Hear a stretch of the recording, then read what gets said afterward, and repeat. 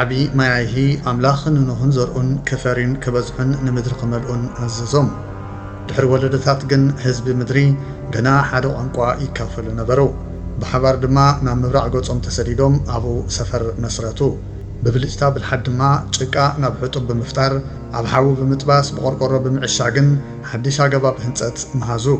በዚ ሓድሽ ቴክኖሎጂ ሓይሊ ተዋሂብዎም ንርእሶም ዓባይ ከተማን ክሳብ ሰማያት ዝበጽሕ ግንብን ንምህናጽ ተበገሱ።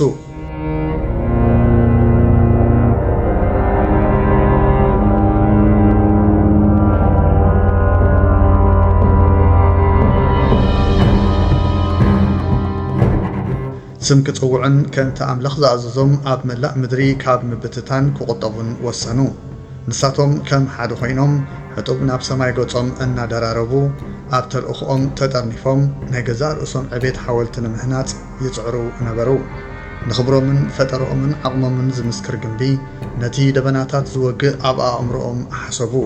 ነቲ ጭቃን ሓውን ነቲ ሕጡባቶም ንምስራሕ ዝጥቀሙሉ ዝነበሩ ኣእዳው ዝመሃዘ ኣምላኽ ወልሓንቲ ሓሳብ ኣይሃብዎን።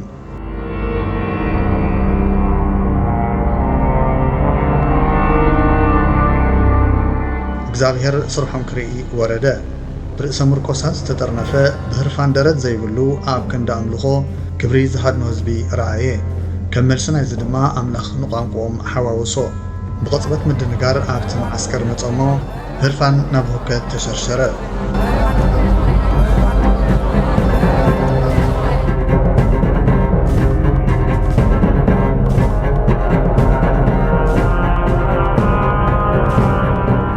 እቶም ህዝቢ ንሓድሕዶም ክረዳድኡ ስለ ዘይከኣሉ ንኸተምኦም ሓዲጎም ኣብ መላእ ምድሪ ተበተኑ።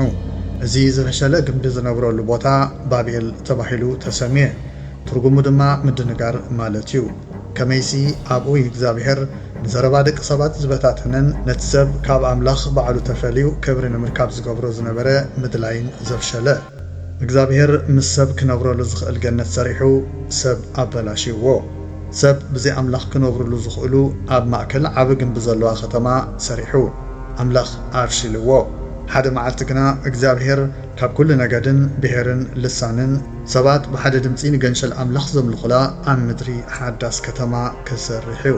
ብምክትታልኩም እናመስገና ነዚ ዛንታ እንተዳምሲትኩም ነዛ ቪድዮ ላይክ ጌርኩም ነዚ ቻነል ሳብስክራይብ ብምግባር ንተስፋን ድሕነትን ኣምላኽ ዘድልዮም ሰባት ሼር ምግባር ኣይትረስዑ።